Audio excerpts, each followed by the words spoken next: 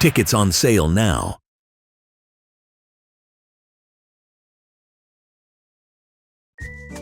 Lens Rentals versus Lenny's Rentals.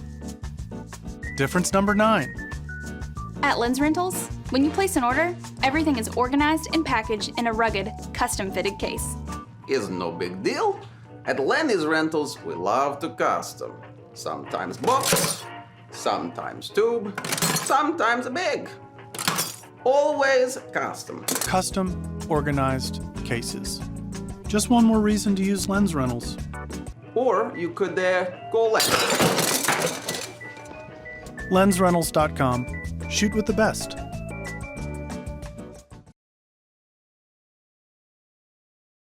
Hello, and welcome to Season 4, Episode 13 of the Midwest Gaming Classic Podcast. I'm your host, Jason Garris, panel director of the Midwest Gaming Classic. The Nostalgia Critic Crew returns to the Midwest Gaming Classic to discuss the good, bad, and ugly of arcade film and series adaptations. What makes an adaptation good or bad? Which ones are the crew's favorites and why? Which ones are their least favorite? And why did the movie Mean Girls get a video game adaptation? Seriously, they may not be able to answer that one. We can't either. But you know what? Enough of me talking. Let's get to the final episode of Season 4 right now.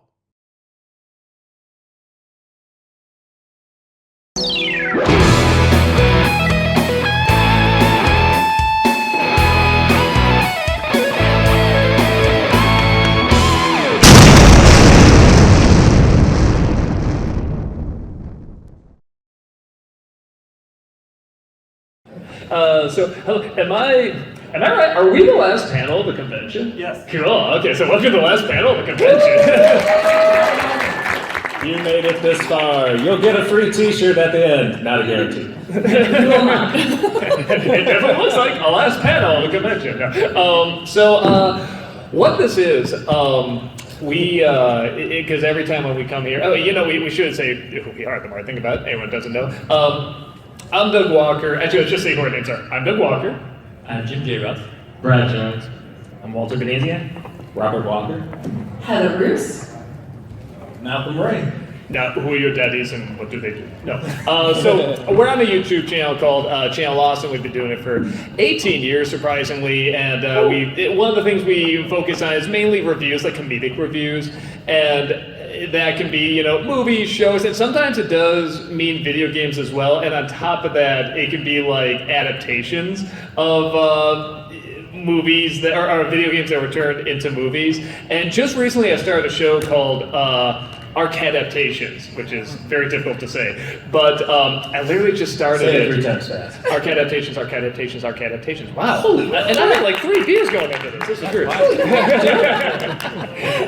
Actually, let me do this so you guys have a mic. That's like 2. We can share.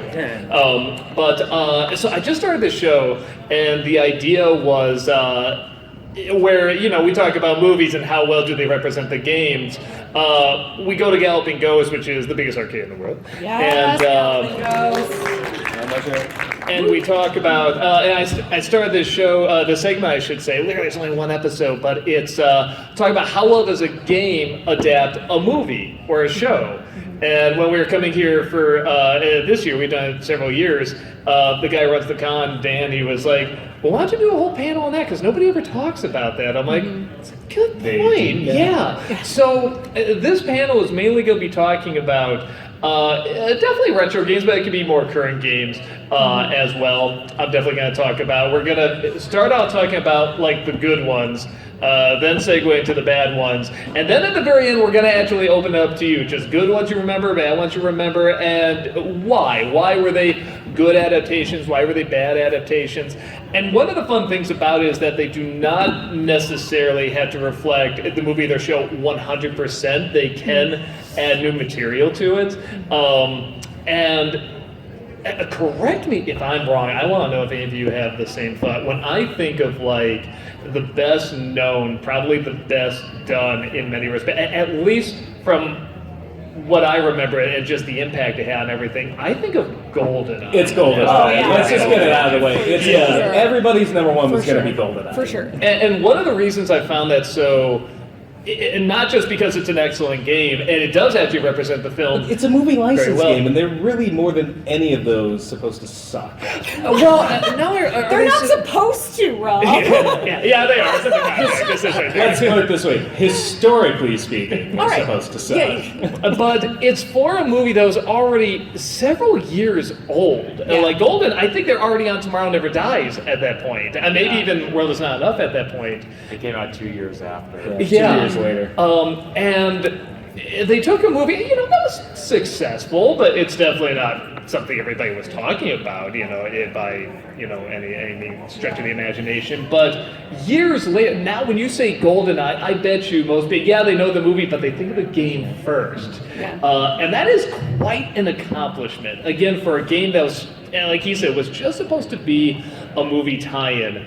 And he was literally last night, like we're all going around playing these arcades. He was just there for the GoldenEye. Because playing the whole I time. kicked ass at that game back in high school and college, and I've been wanting to revisit it and play it again for so long. And I made the mistake recently of downloading the Switch version, which is It's terrible. Oh my God. You can't switch the buttons good. on it either to make it slightly easier. It's just like I could barely get past the first frame of the damn level at the beginning. So when I saw there was a TV here that had GoldenEye, I'm like, I know what I'm doing on my off time. And it took some kind of getting used to again, like just Bring it closer to you. Sorry, getting reused to that control that I haven't played in a while. Just a little bit of getting used to, but it was coming back quick, and I was like kind of, by the end of last night, I was kind of near the end of it, near the end of the game. I'm like, this is so cool, it still holds up. And I will say, because, several of us are in our 40s or 30s, and a lot of this is probably going to be more retro-based, which is also why we want to open up to you at the end, definitely bring up other game adaptations that maybe you thought, were really, really good, or bad for that, as well. But the other ones, when I think of game adaptations, yes, there's definitely ones for Nintendo, Super Nintendo, and everything, but I usually do think of the arcade when I think of it. There was such an excitement of going to the arcade, especially when you were a kid in the 80s, and just being like, how did they know I wanted this game? When I saw the Teenage Mutant Ninja Turtles Rambo, game, the arcade game. Yes, please. when I saw the Teenage Mutant Ninja Turtle games, I'm like, what? What? They knew? They knew? And sometimes The it could Simpsons. be... Yeah, Simpsons was another one. I like when they were even ahead of the curve, where I saw X-Men versus Street Fighter. I'm like, I didn't even know I wanted this. Yeah. And now I can't live without it. Yeah, when that happened, obviously it led to Marvel vs. Capcom, all this other great stuff. But I think for me, it doesn't have to necessarily stay 100% of the source material. It has to get the spirit of it, while also being entertained to play. That's the difficult thing. If you do a movie or a show, you can catch the spirit of it, have good writing, good visuals, it can be good, but you have to have that in a game, and it also has to be fun to play. There has to be a good variety to it. Speaking of the keeping the spirit and the theme and the atmosphere of the movie, one that I think of when I'm thinking of a good game that is a movie adaptation is Alien Isolation. Fantastic game. And I actually played Alien Isolation before I even saw Alien for the first time. And when I watched Alien for the first time then, my husband was like, you are insufferable right now. Because I'd be like, I saw that in the game! I know that from the game! He'd be like, shut up! It was so atmospheric, like the movie, and there were so many callbacks to the movie that I didn't even realize I had kind of spoiled myself a little bit by playing the movie, by playing the game first. Going back even further, the arcades, particularly in the late 80s, early 90s, were filled with all these great shooters, whether they were just, you had the gun set up or it was just a side scroller. Aliens, you mentioned that, the Aliens game at the arcade was a great one. And then another great one that was just coming to me, thinking of James Cameron, is that Terminator 2 game with the guns all set up. Great adaptations, and not really heavy on plot. Like you're just shooting things, but a hell of a lot of fun to play. And that was the one I was thinking of, was the T2 arcade game, because our bowling alley had that. And then I had the Sega Genesis port of it. The Sega Genesis port of it was really good too. And it's such a fun, when they capture the spirit enough, or if it's such a fun and playable game, that if something happens in the game that makes no sense in comparison to the movie, like kind of you forgive it. Like how in the Terminator 2 game, when there's a level where you're like, why in the future are there a bunch of T-800s that are all in the leather jackets? Like, but still, this works. Like, it's still really fun. Yeah, it was like in the same vein, when RoboCop came out when I was a kid. I was gonna say, yeah. I freaking love that movie, and so when I saw that at the arcade, it was like every weekend I just saved my money and would dump it into that arcade game. And yeah, like I said, it wasn't like a huge on plot, but you got to fight, you know, the Ed 209 and Clarence Potter. Cooperation. Yeah, but yeah, I love that game. How many of you are familiar with the Spider-Man the movie, the game series? Yeah. Oh, yes. Spider-Man 2? I saw that on a lot of lists. Spider-Man 2 game. Yes. Yeah, That's a good one. It was surprisingly good. It wasn't only like adaptation of the movie, but it had other. Now I can bring it a little closer to you. It had other side subplots within it, and that game was the foundation for web slinging in the rest of the Spider-Man games after. Yeah. Like everyone kind of followed that mapping for swinging through New York. It's also the best pizza delivery simulator. Yes! Pizza delivery missions! Classic Nintendo. You had like a lot of the Disney ones were really good on classic Nintendo. You had DuckTales, you had Rescue Rangers. Yeah, those were pretty Aladdin. Like Lion King's difficult, but I don't think it's a bad game. Aladdin's great. It is. But and what was the other one? I had done the adventure games, like that LucasArts did. You had Indiana Jones. Oh, that's and they're still doing the Indiana Jones. Oh, So you got the more recent one, but you had the Yeah. classics like Fate of Atlantis, Last Crusade.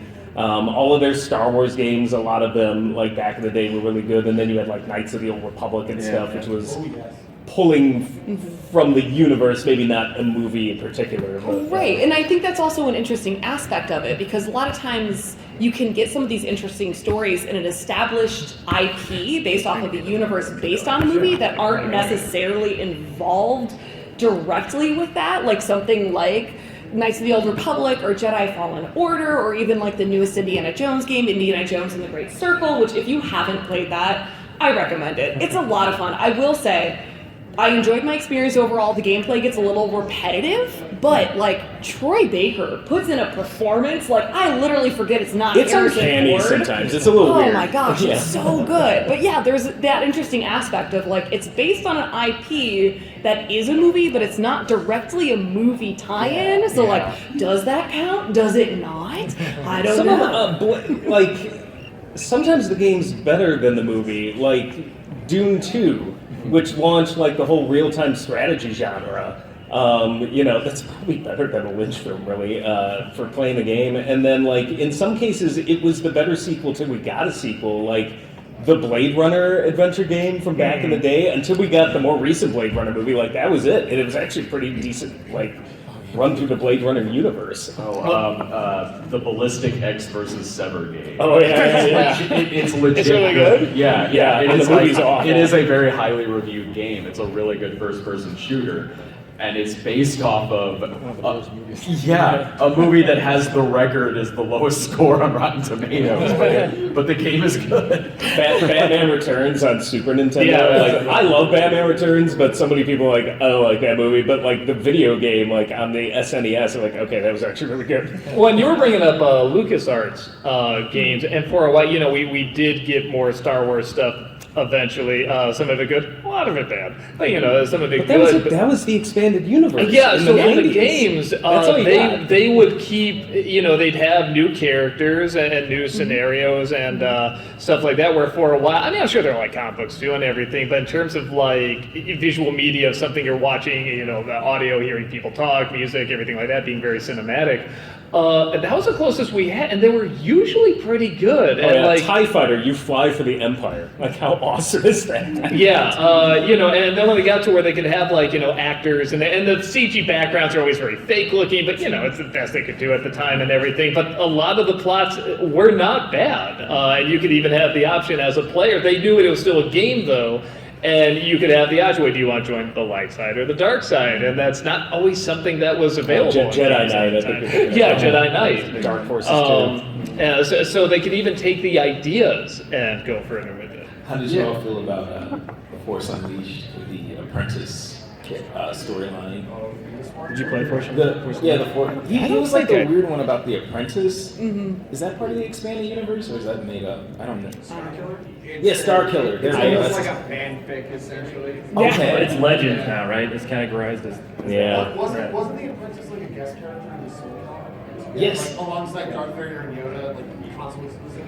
Yeah. Yeah, I didn't play that one, so I don't know. Yeah, they were trying to make him a I thought thing. you were talking about the newest one. Oh, no, I hadn't played that one yet. I just remember with Star Killer being a thing. I wasn't sure if he was part of the expanded universe. Yeah, speaking of the Star Wars games, I don't know if you guys played the Star Wars Episode 3 adaptation game on PlayStation 2. My little brother would beat me all the time in that game, and it made me so angry. It's the only thing he ever really beat the crap out of me at. But they had like alternate endings and stuff. I mean, if you were Anakin, you could beat Obi-Wan, and then he kills the Emperor at the end. So that was really fun. That's basically a solid adaptation. Also, me and Brad were talking about the Rocky video game that came out in like the mid-2000s, Rocky and Rocky Legends. I had a ton of fun with that because I'm a huge Rocky fan, and they gave backstories to all the villains. You're like in prison fighting as Clubber Lang and stuff. So that was a lot of fun. Those are the ones that I tried to like conjure up when this was a subject that we were given. So the Rocky game, that Rocky game is so great because it is sort of like you're playing with your toys, and you're like, I want this one to fight this one. In that Rocky game, you can have Rocky fight the Rocky statue. And you can have Mick fight Ivan Drago, which lasts seconds. I think the last thing to bring up, talking about good adaptations, is the whole retro game thing, like the Scott Pilgrim game. Which is really fun. I would argue that the Scott Pilgrim game is based more off of the graphic novels rather than You needed that movie first. I didn't even like the movie that much, but I like the game. But you needed the movie first. And something else that they would, we saw a little bit with GoldenEye, but to some extent, you brought up Terminator 2 earlier. Is that yes, a lot of these games that are in the arcade, they would try to import into, whatever's out at the time. Super Nintendo, Sega, sometimes Nintendo.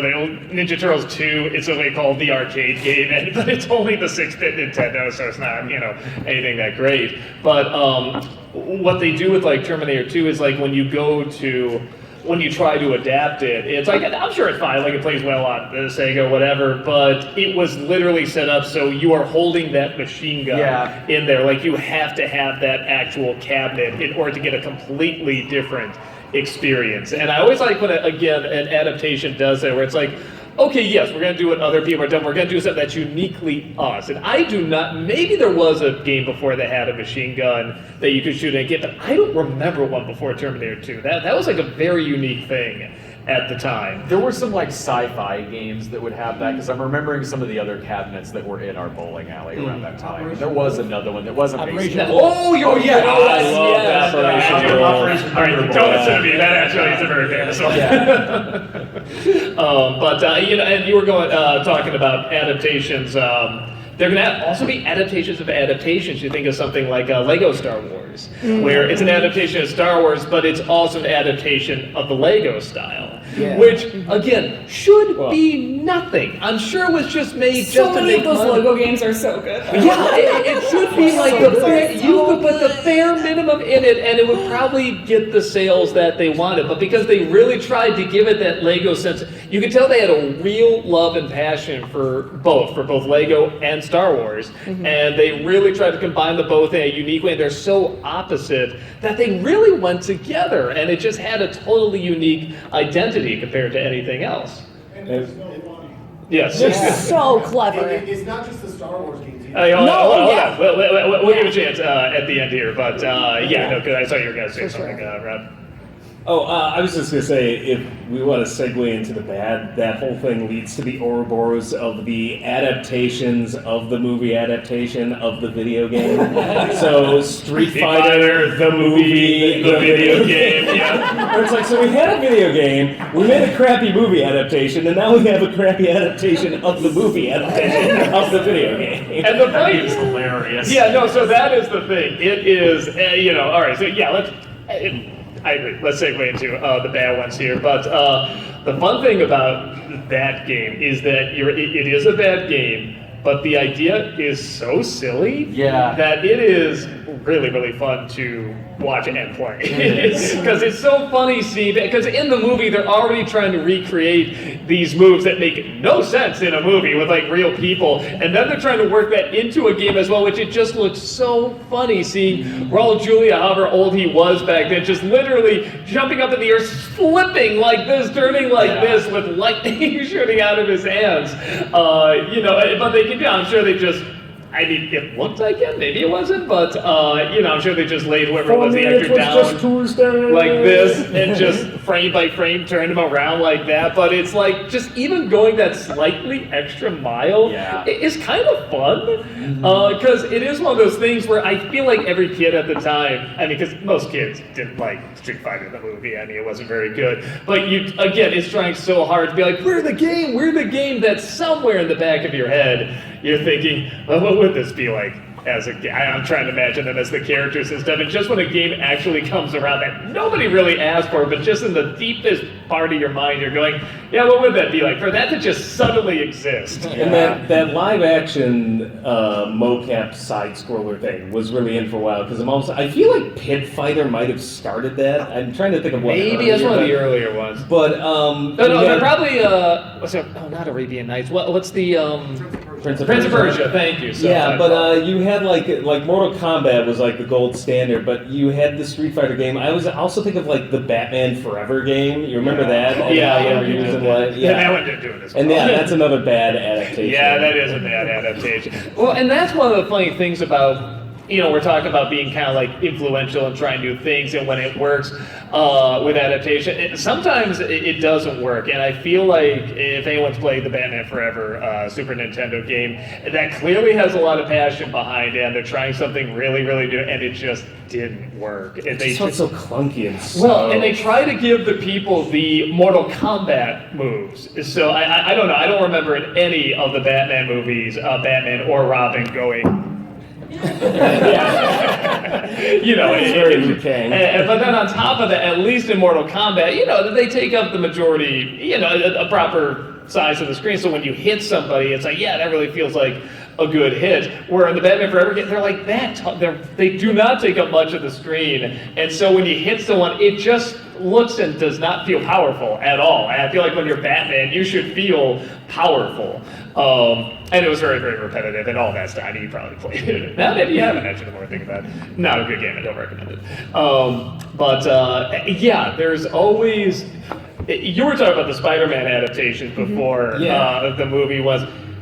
so I've never played this one, but I've seen so many clips from it. I feel like it must be a bad game. How is Spider-Man 3 as a game? Spider-Man 3 the game? I don't know about 3. Yeah. Is that the one that has the meme where he tries to save her and he just falls to the ground? She's like, I don't want to die. Kaboom!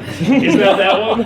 I think so. I just remember 2 being especially good. Oh yeah, 2 was way good. Yeah, Spider-Man 3 the game though. I'm trying to remember it. Maybe it wasn't good. I didn't play it. It's like I'm trying to remember Okay. Yeah. At the very least, again, we should talk about ones that we know more about. But at the very least, the cutscenes were not good. Should we get the infamous one out of the way and just say LJN was the gold standard for a lot of those, particularly on the NES? Well, and then and this also ties in, yes, LJN, definitely. There's plenty of that. Lots the of Who Framed Roger Rabbit one drove me nuts. Yeah, we have that one. That one I was good at, but it was because I owned it. So it's like, well, I'm gonna play. We owned it too. We still took forever for it. I do like the Elm Street game that LJN did. They did Dick Tracy as well, but we're tying into, you're talking about LJN and, just adaptations that it don't work. And I forgot where I was going with this, honestly. I mean, the most infamous one, I feel like the most infamous one that you have to talk about when you're talking about bad video game movie adaptations is E.T. That's where I was going to go. Ignore the Atari E.T. Like, so bad that it spawned its own, like, urban legends. Yeah. Like the original video game. Them buried someplace because it bombed so bad. Yeah, and it's bad. Like, I don't know if I'd say it's the worst because I have beaten it. Like, you can beat it. Like, I love that's your standard. You can beat it. I mean, it's not impossible. It's just, it's not very fun. That's the thing. Like, even when you go into, because I owned it, so I was like, let me actually try beating this. And it's one you can't go and do cold. Like, you won't. It's impossible just to figure out what anything means. But like when you got that stupid manual that's written from E.T.'s perspective, and it tells you what all the symbols means and even which way not to go outside of the pits. Yeah, like you can make it to the end, but it is one of those where the ending sucks because all Elliot does is just go outside the house, get some Reese's Pieces, and goes back inside. but even when you know what to do, it's not fun. Like it's sort of just like, well, let me just do this to say I did. Well, and thank you, because that is exactly where I was going to go. I was like, there was something I was going to do. It's like E.T., that was it. What's fascinating about that, too, that does tie into the adaptation is that I feel like if that game did not have the letters E.T. on it, or the backing that it had, the promotion that this is going to be, we got this developer, and everybody knows the backstory that was super rushed, and they literally released an unfinished game. If they just did that for, even you said that's programmer said he just spent it's not even like karate karate and golf on Atari or a million times. Yeah, like, but because that name is attached to it, again, we look at it as and not just an adaptation of a movie, but just like this is the quality of something we really appreciate and we have a connection to, just letting us down. You just feel so much more angry and betrayed by it. And I'm sure people look at E.T. and think of their childhood and that sweet little alien and everything is going to give me something somewhat close to that. Whenever the name is on a game that's based on something you're already associated with, you're going to do exactly that. You're going to associate yourself with the feeling that you got going through that experience of watching the movie or show. Well, E.T. being such a phenomenon that everybody bought it, and then when they tried to play it, they're like, I'm taking this back. Yeah. Well, one more recent one. It's not like super recent, but it came out in like the early 2000s. It was Matrix Reloaded. I don't know if you all heard about that one. Yeah, it was weird. You get to play as Jada Pinkett though. You don't get to play as Neo really much until like towards the end of the game. Yeah, it's finally what everyone wanted. Yeah, screw Neo. It's like I was still kind of cool with it. Like I was like, well, at least I get to try the slow-mo martial arts and action and super cool fight scenes. But that didn't happen either. It was very clunky, and the response time for the controls were like almost 3 seconds. I'm not exactly. The response time wasn't bullet time. It was literally everything was bullet time. I'm like, I can't play this. And you would think that would be like a softball, like an easy here you go, this video game should be really cool. And they were like, nope. Well, the real Matrix adaptation was probably Max Payne, because that did all of the things and it did it correctly. The actual Matrix Reloaded is a better video game. It looks exactly like a video game. But we were literally, what I was planning to bring up, I don't know if I want to say it's like a bad adaptation, but it did make me think of things that sometimes people do get wrong in games. We were playing the old X-Men arcade cabinet, which again, I can't say is bad, but after playing something like Simpsons or Ninja Turtle similar beat 'em ups, it's very one note. It's just kind of the same villains over there. The levels are laid out very similar. The bosses react very similar, And as I'm playing this, I remember playing this game as a kid and really liking it, but I always got to a point where I'm like, this isn't worth my money anymore. I don't want to put more quarters in here anymore. Some of it may be that. I'd be very curious when that game, I don't know off the top of my head when that X-Men cabinet was released, because I feel like maybe that one walked so that Turtles and Simpsons could run. Because like it has the same vibe of the way it side scrolls and the elevators down and the little cutscenes in between. But there were two things the game had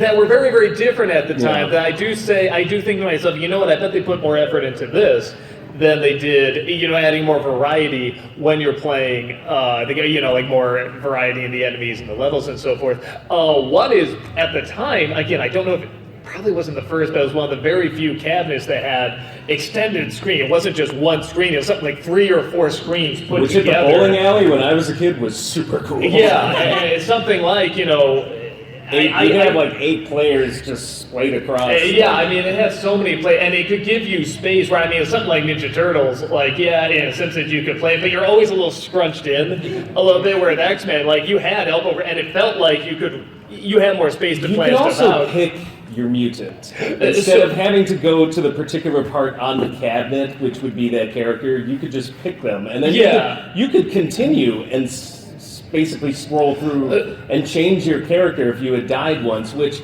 that last night gave us variety. We got 2/3 of the way through the game, and that carried me for a while. But even that's what I was going to say. There, not only is there variety in that when you die, if somebody else decided I was Wolverine, but now I want to be Nightcrawler. Well, now somebody else, if they die and they come back, well, now they can be Wolverine if that person was done. So that was something very unique. But on top of that, the moves were very different. If you play Ninja Turtles or Simpsons or something like that, they have different weapons, but they're usually kind of the same thing that they're going to do. Where with X-Men, there was that variety of, Storm can shoot lightning, Nightcrawler can go really fast, Wolverine's going to have his claws. There is that variety that you are going to have different advantages and disadvantages off of them. So that was something where I feel like maybe those two things combined, they thought, okay, we're going to put all our effort in that and not as much the variety of enemies and levels. Can we give a quick honorable mention to the Superman N64 game? Yes. I like there's like that is a piece of crap. Right, but that goes back to the it's based on an IP that also has a movie, but is it specifically tied to a movie?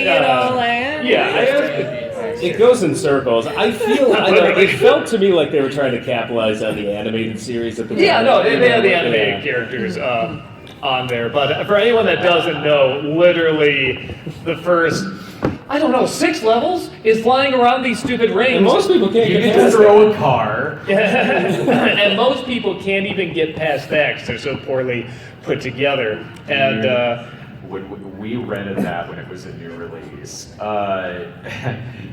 and my buddy we went to the video store. A new Superman game. Checked it out. Went home and we played it, and we were drunk, but we were playing this damn thing, and eventually I just kind of looked and went, this is bad, right? We went in thinking it's gotta be good, it's Superman and everything. Just eventually with the rings and all the green clouds and stuff, it's it's not because we're drunk, right? This is bad.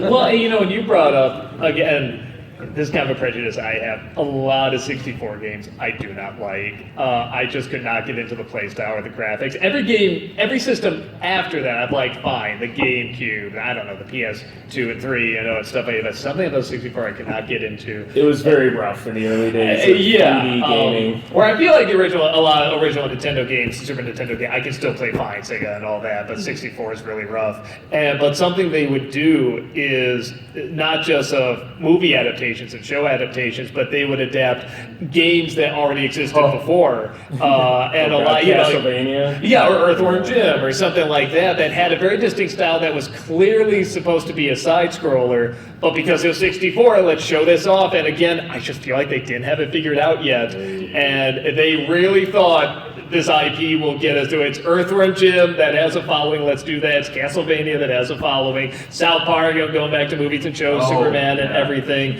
And they just did not know how to do it yet. And it was even more tricky to do an adaptation, because at least you have the simple pixels way back then, but there's years of that, and you can get a little creative when you have those flat, weird faces and the pixely bodies that just move straight, and a camera that doesn't move right yet. It is playing GoldenEye is a little rough when you see the faces on these characters. Like, What do you mean? love Graphics the of the 64. future. Some of those remakes, like the one that I think of is Paperboy 64. Yeah. Which feels like, I'll give it this, it's easy, but it looks like a prototype.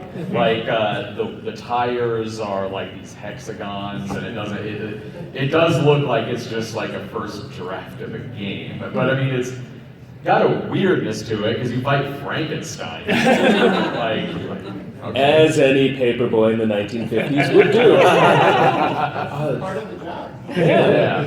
That era of pixelated semi 3D games, it is kind of rough, but one that I can go back to, and it's going to be weird, but have you all ever played Shrek 2 on the PlayStation? Okay, so hear me out, yeah. This is a surprisingly good platformer. Oh, so it's a good one? It's a good Okay. platformer. Yeah, All I didn't right. expect it either. I was like, my nephew, I think at the time, wanted to rent this, and I'm like, okay, whatever. And so I sat down, and I started playing it, and I'm like, oh, these mechanics are kind of solid. Can I play? No. PlayStation 2. Oh, okay. Yeah, PlayStation 2. It's right after 64. And PlayStation 2 was getting pretty good. I feel like that was the first major step after 64 of getting okay, now we're getting on the right track. We're getting closer. They were perfecting problems that the 64 had. What you're saying about 64, that's a lot of the problems I had with PS1. I 64 I was always cool with, and I still love going back to that. But with PS1, what makes it kind of difficult for me then and now is on that, how it would always take a long time for the background to kind of come into vision. Oh, yeah. It would just always load screens in particular sometimes. Yeah, it would always really throw me off, whereas 64 being cartridge based didn't have that problem.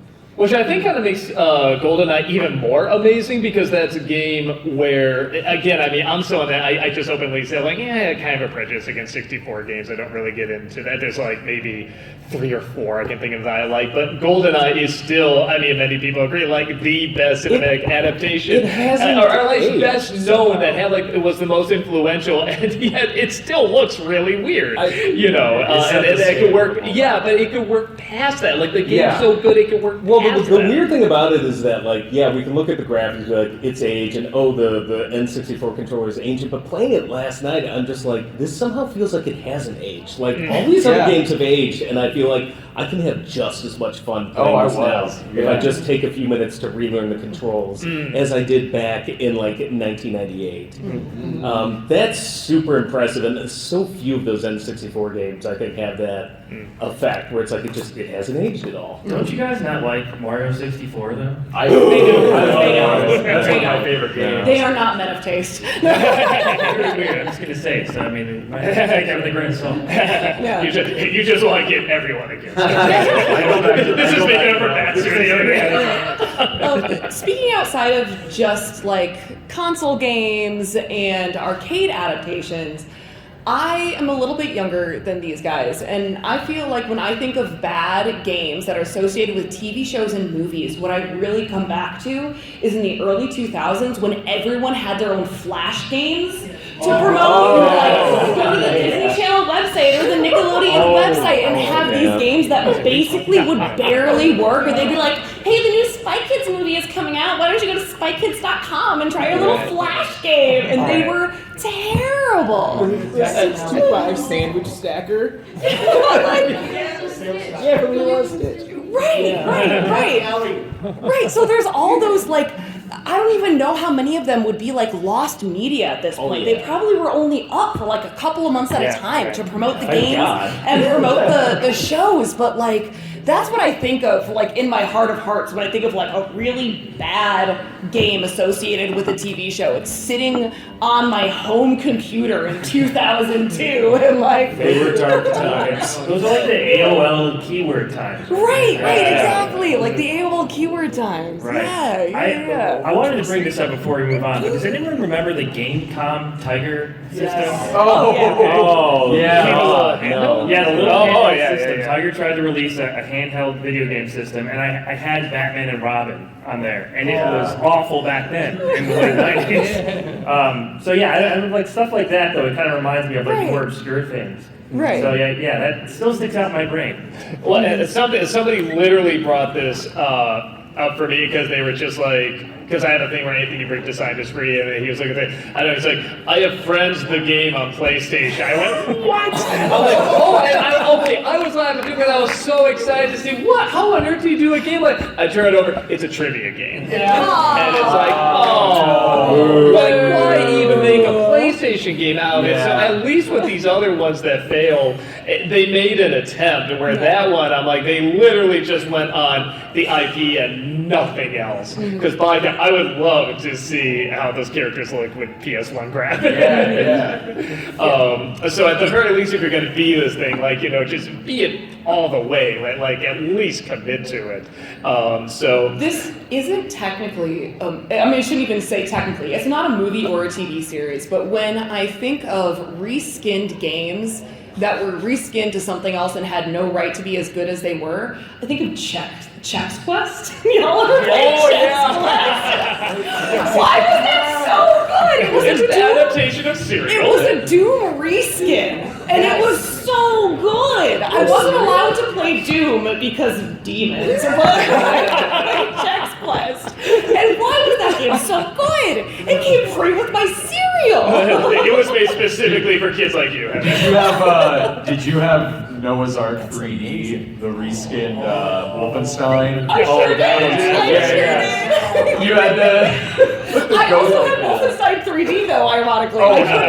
My parents were a little weird about this stuff. They were like, you can't play Doom because demons, but killing Nazis? Sure, have fun! Just as a strange aside, just Nintendo reskinning itself, like Super Mario 2 just being reskinned from Doki Doki Panic. Nobody knows that. Oh, that's like one of the most famous music. Okay, doesn't matter. All right, so we're in the last 20 minutes here. This is going to be where we open it up to y'all. I'm sure we missed a ton of good adaptation, bad adaptation, stuff like that. But we're going to open it up to everybody here who, if you got adaptation that you like to talk about, those movie, whatever, show, anything turned into a game, raise your hand and we'll definitely hear you out. Oh, yes. I've got one that'll cover all three. Okay. Star Trek. Star Trek. Elite Force, which was very, very good. And they had some PC games and some stuff that was a good adventure if you could figure it out. The Interplay one? Or yeah, the Interplay one. Yeah, I liked the Interplay one enough. And then they had some that were just barely functional. Yes. The Nintendo one. Yeah. So cool. So Rebecca there. So I have my adaptation ready, but it's worth mentioning, since you brought up the Tiger GameCon, I grew up with the Tiger R-Zone, which was the Virtual Boy version. I actually had that growing up. Your parents I'm surprised I still have 20/20 vision looking at that. So I came in a little bit later, but the theme of the panel, or at least the one that you guys seem to harbor in on, was GoldenEye. I'm curious to know, did any of you guys ever play the one that came after GoldenEye, only by a different developer? Perfect Dark. The World Is Not Enough. I like that one. Yeah. I like that one with the multiplayer too. It's very similar to GoldenEye. Okay. No, it's good. The N64 one's better than the PS1 one though. Because it's made by it's like a completely different game. Yeah. Okay. Cool. Yeah. No, he's playing that, and I've heard it's actually pretty decent. Dinosaur. Yes. Good grief. It's you. Would you be surprised if I were to bring up a dinosaur issue? Yeah, sure. When I was a kid, I loved Jurassic Park Operation Genesis. It was basically Zoo Tycoon, but for Jurassic Park. And they nailed the aesthetic of it really well. They got all the green and yellow vehicles and stuff. Even it had a hot air balloon ride you could see over the dinosaurs. Is that the one that kind of had like, I don't want to say photorealistic, but it looks like they scanned in the T-Rex head in there, and sometimes he I'm probably thinking of a different game, never mind. I don't know, but I am a defender of the low poly art styles. I like the one where you can play as a dinosaur. It's kind of like the Jaws game where you can play as a shark. I should say that the Super Nintendo version of Jurassic Park was pretty bad. Yeah, it's pretty bad. I mean, it's not the worst, but it's not good. It's pretty boring. Yeah, we can do this one, okay? Have you guys seen the Rampage movie? Yeah. Okay, have you played the Raw Thrills Rampage game? Which one? So Raw Thrills made a Rampage game for Dave & Buster's recently. Yes. I haven't been to Dave & Buster's in a while. You guys can essentially speed run as many levels as possible in order to get your ticket jackpot out of the game. Oh, that's we'll have to check that out. Not too bad, it's just super easy, super fast. It doesn't But that sounds fun. Yeah, that sounds like a good time. Oh yeah, no, I haven't heard of that. I haven't had David Buster's in a while either. Rampage movie. Right. And okay, we got that one here. Oh, go ahead. Well, definitely talking about the Shrek 2 game for I had it for GameCube, I didn't have it for PlayStation. Yeah. But in the same vein, the original Battle for Bikini Bottom SpongeBob game. Yes. Especially because in the SpongeBob game, the first time you see the movie, it's actually jarring as a kid because you're used to Bikini Bottom. Now you're in the whole vast ocean, and I feel like as a game, it's like frightening, like there's all these enemies and stuff you don't expect. Now, in the modern day, for my Xbox One, I actually got a Hotel Transylvania game, and I truly pity and feel horrible for kids that have gotten that for fun. It is a barren wasteland of joy. I certainly do not recommend the Hotel Transylvania game for Xbox One for anyone in the market to buy that. There's been a shockingly bad modern one that I was like, no, is the Bluey game? That shit is, it's trash. It's tragic because Bluey's always so good about making sure that like what their name on, like what their branding is good. I got it because I have Game Pass on Xbox and I put it on my Series S because I was like babysitting some of my nieces and nephews, and we got glitched in a level.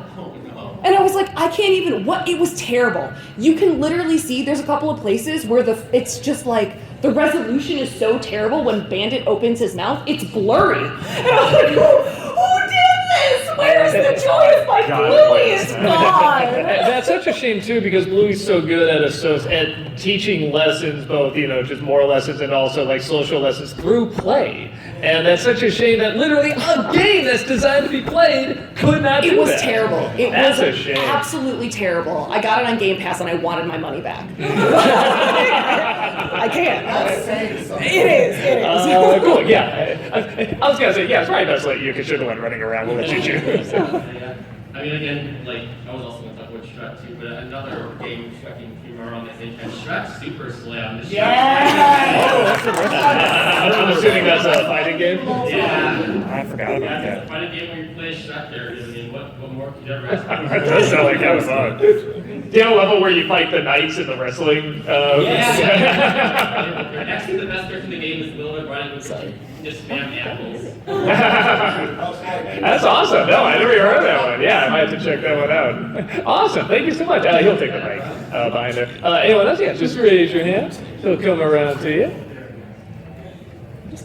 Hey there. So first of all, you played the Superman game for the Atari 2600. Yeah. He did. You sort of like fly up in the air, and there was another screen, but like, change the colors and everything was the same. I think that's one of the first licensed film games ever. And then just a quick shout out to the Phantom game that just came out, which is really bad in my opinion. Which one? Phantom, based on like the old like pulp novel, and there's like the Phantom movie. Yeah, the Billy Zane movie. It's sort of really boring game that just came out recently. Wow. Oh, okay. Huh. Yeah, man. That's still a thing. Yeah. Big purple suit. I remember, like, actually 20 years ago now, with the Burton, Charlie and the Chocolate Factory they made. I counted, they made 18 separate Flash games. Jeez. There aren't even that many characters in the movie. Most of them were lost to time. So that got me thinking, do you think adaptations like this are like out of the four right now since we've been seeing less and less?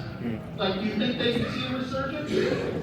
Oh, like Flash games, or? No, just like any adaptations in general. Because I remember those ones as a kid, but now like I barely see them anymore.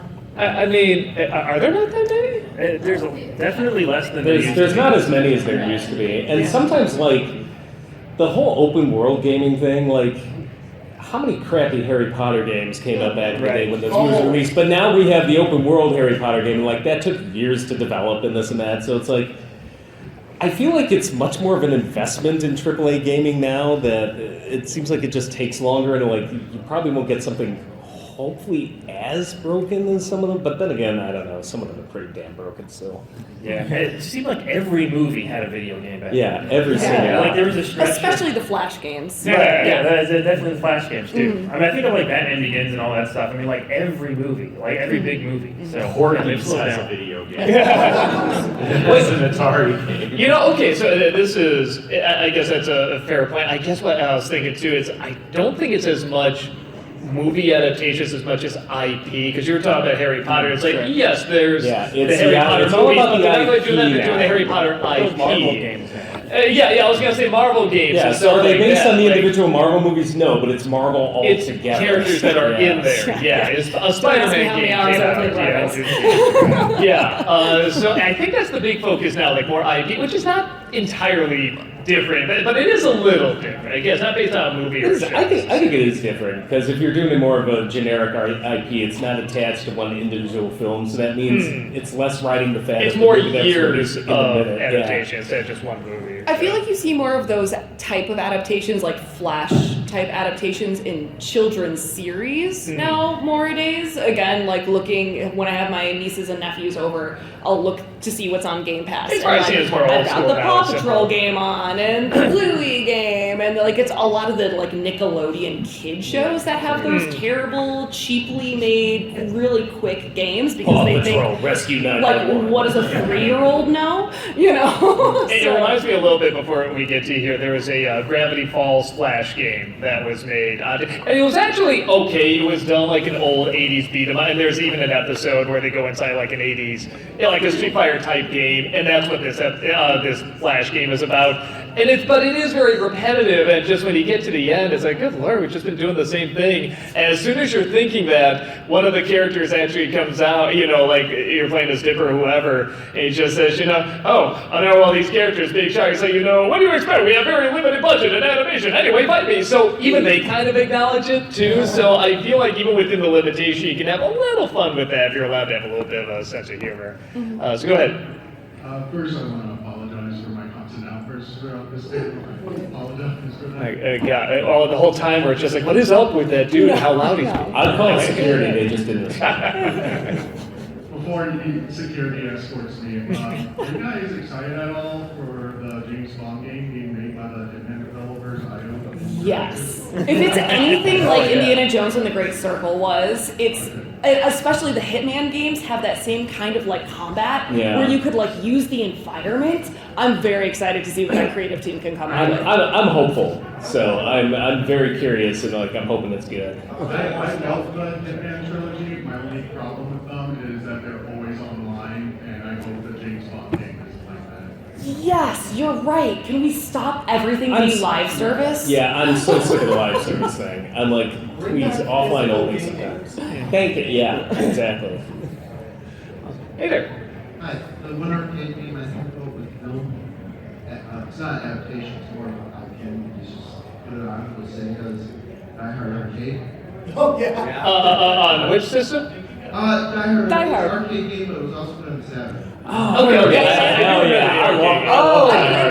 I saw that movie. The Die Hard trilogy game, Yeah. where it's the part where it gets to Die Hard of the Vengeance is great because it's you're driving around the city trying to defuse the bombs, and you defuse them by just running them over. And they have Samuel Jackson's character Zeus sitting in the car with him, but they have a voice, so it's not even attempting to sound like Samuel Jackson. Like he sounds more like Chris Rock yelling at you as you're speeding through the lights. Like, yeah, that was really fun. He literally goes, Jackie, look out! not. Pretty much. That's a good pick. I forgot about that one. I was like, yeah, that one was a lot of fun. Yeah, I do remember that one. Hey there. This isn't really a specific one, but is there any good Superman game? Any good Superman? There was one arcade port we used to play at the Navy commissary. What the hell was that? I guess it's called Superman. But it was in the 80s, and it's not like great, but it's good. It captures It was passable. I mean, we it's were like a good kids mix and of like enjoyed the it. comic and kind of the movies at the time. Like it has that style. It looked like the scene in Superman 3 where they're actually playing the game trying to fire the missiles at him. There's We always thought maybe there's it's a bit in the tie-in. game like that where you have to laser missiles with your eyes. What I like, I think it's the same people who did the RoboCop game, so it's similar to that. So you're walking around as Superman, but what I like is that here comes some bad guys and stuff like that, and in most like RoboCop, you would jump or whatever, and with Superman, you just fly up. That was the first time I saw like, oh, you can literally just fly up and do it. Like that's handy. It's so funny you mentioned. Oh, hold on, we're still getting to my roads here. Go ahead. Talking about lost and endangered media, what about DVD games? Oh, Movies, the ones that were their own thing. Yes. Hold on, real quick. Name some examples like that you're referring to. So, like, I remember The Lion King 2 had a really excellent DVD game that was with the movie. You could go in the menu and play a roller coaster game. The water games had 3D models and stuff. And then there's also like DVD games that are just DVD games. Lots of trivia ones that are just trivia for movies and stuff. It's so funny because they got better, but when I think of early DVDs, like when I was buying the first DVDs, that was probably more bottom of the barrel to me than the Flash games. They were just so bad. And then I felt like they got better, but what am I going to do playing a Finding Nemo game? And you're talking about a game that actually came, like if you bought the movie Lion King 2, they had a little Flash game, or some sort of game on the DVD. It's an extra on DVD. And that's really cool. I haven't seen that many of those. I will say, it kind of tied into that though, is that when they had a game like Laserdisc games back in the day, like Dragon Slayer and stuff, and again, they were trying to adapt them on Nintendo and Super Nintendo, which you clearly can't do. DVD and Blu-ray, that was the best way to adapt it, outside of the actual cabinet. So that was always like a cool avenue to see. And they did make a lot of those that people don't remember. I'm sure they didn't cost much to, it was like Mad Dog or something like that. There were a couple Laserdisc games like that. So I always thought that was a pretty cool way to Was it adapt Mad Dog McCree or something like that? Something like that. I can't remember as a cowboy. It's like a shooting game. Yeah, the that big was screen. pretty fun. Which, how would you do on it? Actually, a DVD, the more I think about it, because you don't have a gun on you. I don't know. But it was, so no, that's a very good one to bring up. Where would you go? There you are. We're talking about Flash games. How about some adaptations of some revisionist history on miniclip.com, Bush Shootout? I don't know this one. Aware of that one? Cool. Well, we weren't being investigated by the FBI. That one appearance at Milwaukee. I know stuff like that. There was a JFK assassination game. Yeah. Let's see what happens if I just shoot the tire. And then the car. I remember that, yeah, because you shoot the tire and then the car veers off and crashes into a building. And like, Jackie wasn't wearing her seatbelt. It's a real game. Cool, yeah. What you? I'll do two good, one bad real quick. You mentioned Batman several times, but never the Sunsoft Batman on NES. Oh yeah. It took a lot of liberties, but it was still pretty good. Yeah. And Willow for NES. Willow's pretty fun. Yeah, I think the same people do that. Willow's was long. I remember as a kid, the first time I played, I didn't quite get it. And I was just like, oh my god, like this is a long, long game. But yeah, that's a good game. The game no one asked for, Charlie's Angels on GameCube. I heard it's really bad. That's really bad. Yeah. Oh wow. Like, didn't Rolf do? I think He might have. Yeah, Yeah, I think Nerd I did one because I was he watching. might I was like, oof, this is a hard sit. I think we got time for one or two.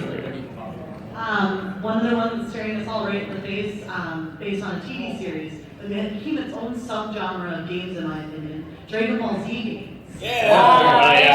Absolutely. So Budokai, I feel like was Walter can talk about it too. Yeah. Budokai was I was like a the big fan. first. Yeah, it was like the first Dragon Ball series that was kind of developed and mass marketed in the U.S. Yes. Yeah. Before that, it was with like Super Nintendo games and stuff like that. But Yeah. I mean, this they had all the moves and the powers and everything. That was so much fun to play. Tournaments all the time back in the day. Oh yeah, and then Tenkaichi. More recently, Sparking Zero. Yeah, I like it. I think they're still, patching it up and releasing DLC, so we'll see where it goes. But definitely fighters as well. Fighters, yeah. Oh, you love fighters. Oh yeah. And actually, I hate to say it. Well, we got time for one more. I was about to say I think the rockiest film adaptation to a video game has been Godzilla. Which game? A lot. There's the NES, the Super Nintendo both have like real-time strategy type games, but when you get to the 3D like almost a wrestling game for the PlayStation 2 era. There was one called King of the Monsters. Yeah, I was gonna say Neo Geo King of the Monsters is the only one. And they had one for GameCube as well that was, it's fun for a little bit, but it is one of those where it's like, after 10 minutes, I am done. I had that. Everybody knew at this time you had that one rich kid who somehow they got something really crazy like a Neo Geo, and I knew this kid who basically his parents were like doctors, and he had a Neo Geo, and we would play King of the Monsters. I'm like, this is amazing. So yes, I guess there's good ones and bad ones out there. So everybody, we are wrapping up here. If you had a game adaptation you want to talk to us about, we do have a booth right up there. You go in the vendor hall, turn left. We're right there. We're going to be here for like a few more minutes, and then we have to drive back. We have to go to Chicago. But either way, if we see you up there, we'll say hi. If not, we hope you all had a great time. Take care. Thank you, Milwaukee. You've been wonderful. Thank you, Jim. Awesome. And that's the end of this podcast episode. I hope you enjoyed it as much as I did, hearing from the Nostalgia Critic Crew talking about the good, bad, and ugly of arcade film and series adaptations. They were a blast to have at this year's show, and we hope to see them at future Midwest Gaming Classics as well. And I hope to see you at the 25th anniversary show in 2026. It's going to be a blast.